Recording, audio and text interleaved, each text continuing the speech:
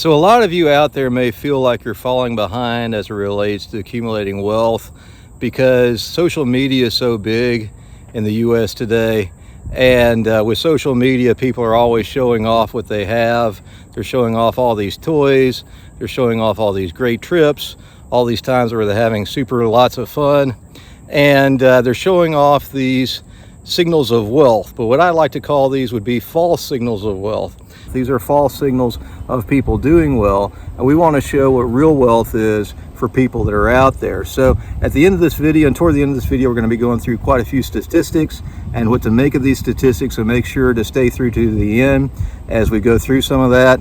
And let's go for a walk and talk about what people want to do to amass real wealth and be able to retire comfortably. So a lot of people, when they have these false signals of wealth, anybody can drive a nice car if they can go into debt to get it. Anybody can have a nice boat if they can go in debt to get it. Anybody can even have a nice house if they can go in debt to get it. Of course, you got to put a down payment on a house. People are looking at accumulating all of these toys. If we're being financially responsible, we're going to say, okay, well, we don't necessarily need these toys. We want to be financially responsible and look at what we're going to be in the future and be able to retire, be able to live the life that we want to live when we retire. And what are the things that we want to do in order to be financially responsible? One of the first things we want to look at doing is establishing an emergency fund. And for a lot of people out there, about 2/3 of people out there don't have an emergency fund. And so that's one of the first things we want to do is accumulate enough to have that emergency fund. And that needs to be enough for about 2 to 3 months at least to get you through if you were to lose a job, or you were to get hurt, have a medical expense, or have a big accident or something like that. And so for people, as you get older, you want to have a larger emergency fund. And that larger emergency fund is because you're not going to be able to make up for that as easily. It's not going to be as easy for you to get a job. You may be already retired. Especially when you retire, you definitely want to have that emergency fund. And so 64% of people out there don't have an emergency fund. So if you're already got that emergency fund, you know you're already a bit ahead. So that's great. And so next we want to talk about is we want to have savings outside of that emergency fund.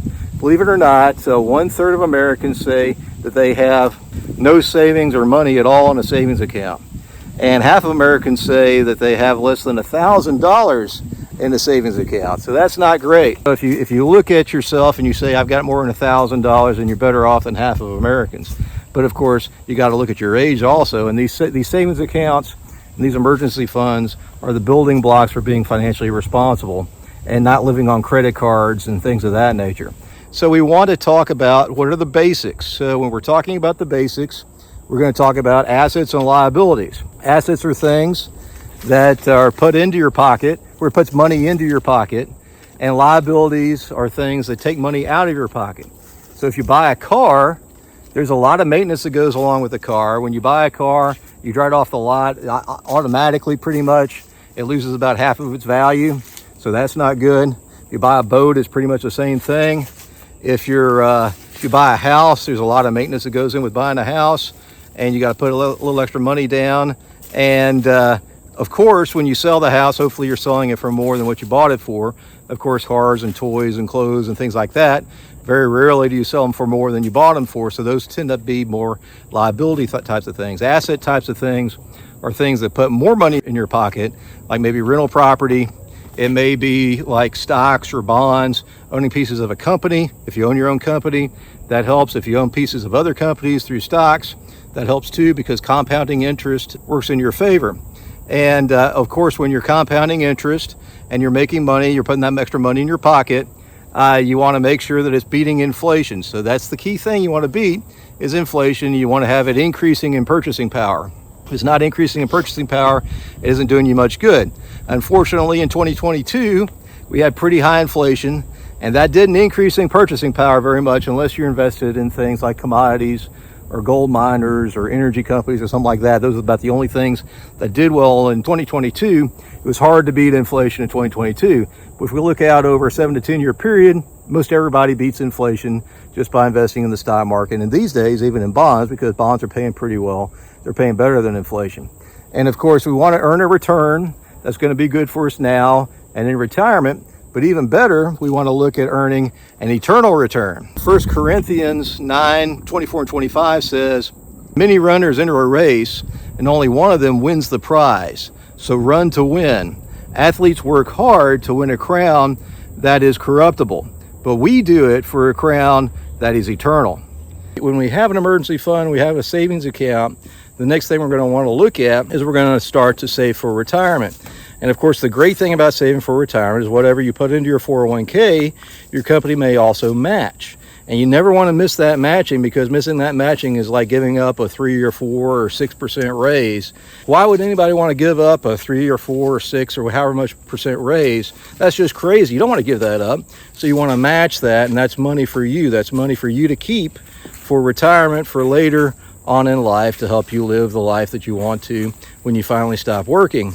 And a lot of people, we want to get to the point where we can retire sooner. And in order to be able to retire sooner, we got to be able to plan for that, and we got to save. And so we want to look at what are the average amounts that people tend to save over their lifetime at different ages. And we looked at studies from the end of last year from Vanguard, and we looked at studies from Fidelity, and those studies showed that of everybody out there, and when we're looking at these, we're looking at the median amount. And the median amount is not the same as the average. The average includes the people that saved a ton, and the average, actually in this case, it doesn't include the people who have nothing, because they don't include that in the study. So when we're looking at the median, it's what's right in the middle. And so when we look at the median amount that people have saved in 401k accounts at Fidelity, and we looked at Fidelity and Vanguard, and so the median account balance in a 401k in the US, based upon the Fidelity study, is about $35,000. So if you got $36,000 in your 401k, you're coming out ahead. You're already above the median amount. And there's a large number of people that don't even have accounts. So you're even better off than you may think. Now, the averages are going to be a little bit higher than that, but let's just talk about the medians right now. So if you're 20 to 29, the median balance is about $5,000. So if you got $6,000, you're a little bit ahead. At 30 to 39, it's more than double that at about $16,000. At 40 to 49, it doubles again to about $32,000. And that at 50 to 59, the median 401k balance at Fidelity is around $53,000. This was at the end of 2023. So if you've got about $53,000, that doesn't sound like that much, and it really isn't enough to be able to retire effectively. And so it's a lot of times when people get to be 50 to 59, the government gives them catch-up contributions so they can put more in. So it requires discipline to save money, and those people had to sacrifice to do that. But if you look at what type of retirement that can provide, unfortunately, it's not the super best retirement. Of course, if you have $53,000 saved up, that'll provide about 3 to 4 years of income in retirement, if you're pulling out about $10,000 to $15,000 a year. And I suspect many viewers of the channel are a little bit better off than that, because they've been frugal, they've been saving up. A lot of people are like the millionaire next door types that we've talked about a few times. And so if you only have that amount, there's some things that you can do. Next time you get a raise, maybe put half of that into the 401k, half of that into recovering from inflation and things of that nature, and doing some fun stuff. And if you increase that to say 15 to 25%, that could do you a lot of good. And you have these catch-up contributions as well that the government lets you do, and so that could be really beneficial for you.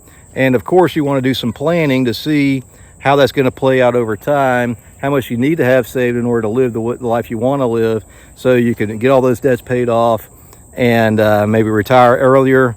And there's a lot of reasons why you might want to retire earlier. So please don't beat yourself up if you don't have that much right now. If you're younger, you can always catch up. And there's a lot of people that have been in that situation just like you.